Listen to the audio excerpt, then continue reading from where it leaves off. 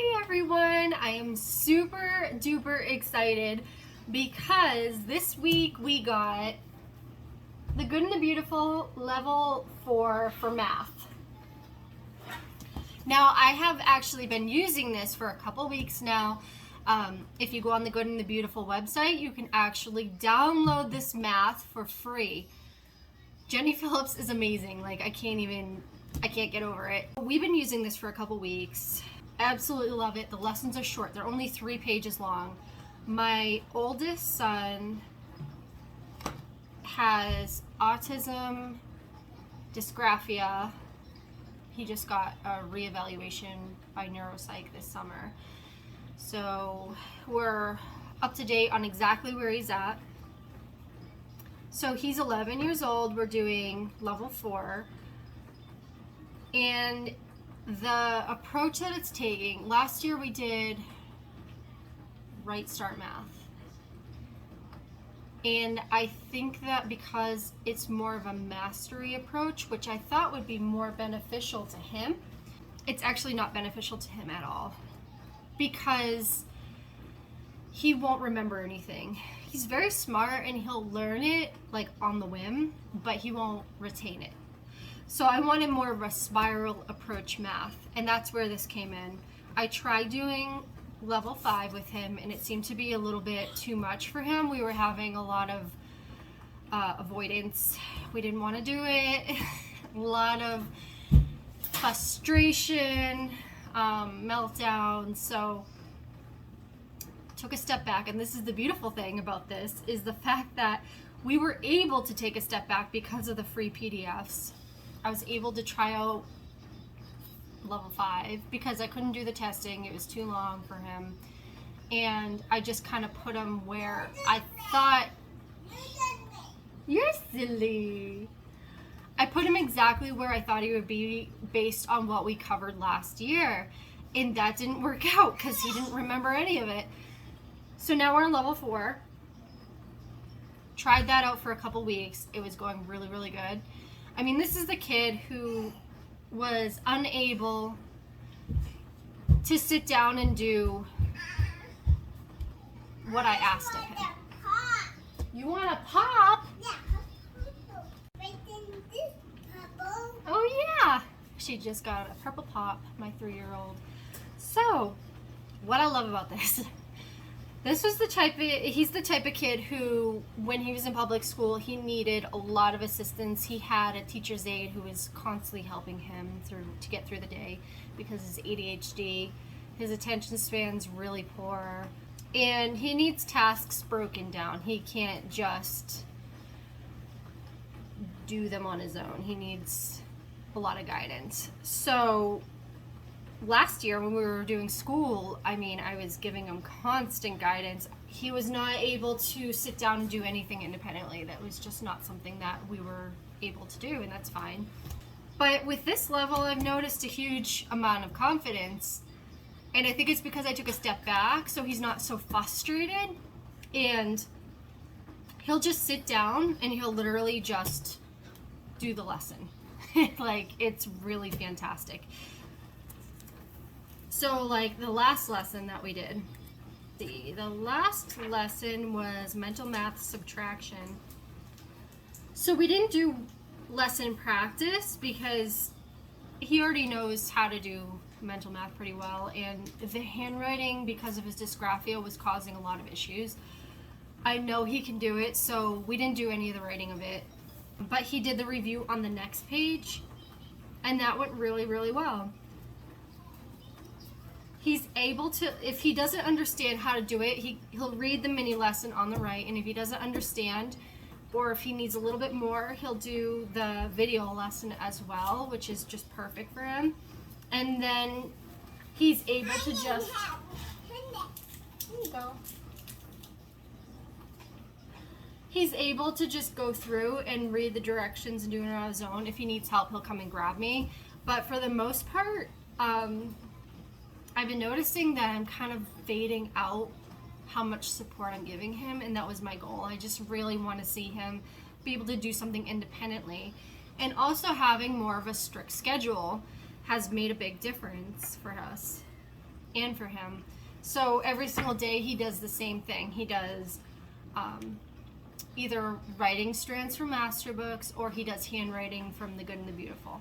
So he chooses which one. I like to try to add in some choice for him, and then he takes a break. This is all done when he's ready. So he knows when he's ready, he can grab his handwriting or whatever he wants. I tell him to set the timer for 10 minutes. Or if you're not able to finish within the 10-minute time frame, that's okay. All I care about is that he sat down and he did his work for 10 minutes. That's all I care about. So we start out with handwriting or writing strands, which normally he does handwriting because it's easier. I have to end up picking a week to do writing strands because he has to think more. And that usually he finishes in less than 10 minutes because it's pretty straightforward. So he'll set the timer, sit down, and he'll do that, no problem. After the timer is done, he'll go and he'll take a break. However long he wants to take that break, it's okay because I want him to self-regulate himself. So he'll do some things like doing flips or whatever he needs to do. You're silly. Whatever he needs to do to self-regulate, maybe even play with his little brother. I mean, it could be anything. I just want him to decompress. And I want it to be an easy day. After he chooses and he says, okay, I'm ready for math, I'll set out his math book, I'll turn to the page, I'll show him. I mark the pages that he needs to do. So orange is where he usually starts, and red is where he stops. Looks like I did the reverse this time. So the red this time is where he's going to be starting, and then he knows when he gets to the page that has the orange, that's the page he stops on. Then after math, we do a break, however long he needs. Then after the break, we do language arts. I give him the choice between doing language arts with The Good and the Beautiful and master books, which is kind of ironic because master books, they don't support The Good and the Beautiful at all. It's not a curriculum that they would condone. I love both companies. I'm not going to bash either one.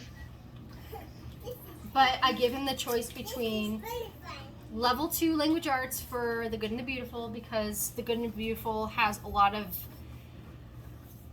things that I feel public school does not cover, a lot of advanced grammar. And then he does level 6 for master books, which seems to be going okay. I haven't noticed any issues, but he chooses between master books or The Good and the Beautiful for language arts. Usually, depending on which lesson is the longest, he will choose a shorter one. That's easier. After that, another break, and then Mondays and Wednesdays is science, Tuesdays and Thursdays is history. I got a little daily schedule right here that I'm reading from. So that's kind of our schedule. He does Book Shark history, and he is a very, very strong reader. So Book Shark history is usually something enjoyable, very little handwriting, if any. So that's something that he really seems to enjoy. But yeah, we're finally hitting a groove. I think last year was really difficult for him because it was such a big transition from going to public school to homeschool. And I think he had a really hard time with that big transition to like get into that mindset for homeschool. So that's kind of our schedule. Like I said, it took quite a while to get into that schedule because of the transitional issues that he has. He has a really difficult time with any form of change.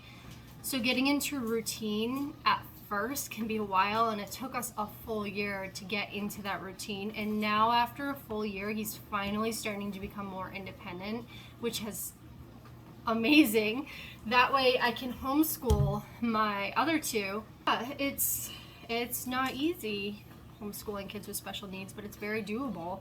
And if you have any questions, please let me know in the comments. I by no means am an expert. I'm still taking this one day at a time. I give up some days. We don't do it.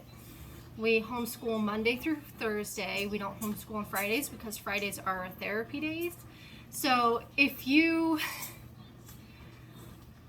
feel that, oh, well, my kid needs services, you know, maybe they're not going to benefit from staying at home. I mean, I just found another mom who has a kid who's a similar age to my oldest. And my 5-year-old has, he's made a couple friends too. So it's totally doable. It's just you need to do it different ways, and we modify a lot. And finding the right curriculum for us has been quite the adventure. I've spent a lot of money. That's why I love The Good and the Beautiful and Master Books, because both are very affordable for us. I'm gonna feel like I'm not spending an arm and a leg, and I'm stretching out Bookshark for probably 2 years, and we only do reading through history. Bookshark is very expensive, but then again, you're buying an entire year's worth of books, so it's a reasonable price. It's actually not that bad. It seems like it's a lot at once, but look at the amount of books you're buying. Look at the content. The curriculum is unbelievably rich. It's really, really good. So it's worth it to me. I mean, it's totally worth it. And the thing that I love about homeschooling with kids with special needs is I am able to really, really modify where we are. Because of his dysgraphia, he's nowhere near ready for an essay. He's just still writing and answering questions appropriately. So anyways, if you have any questions, please leave me a comment. I'll try to answer them as best as I can. If you want to know anything else, I can make another video. Yeah. Everybody have a fantastic day, and hopefully I will see you. Everybody have a fantastic day, and hopefully I will see you again next time. Don't forget to like and subscribe. Thank you, everyone. Bye-bye.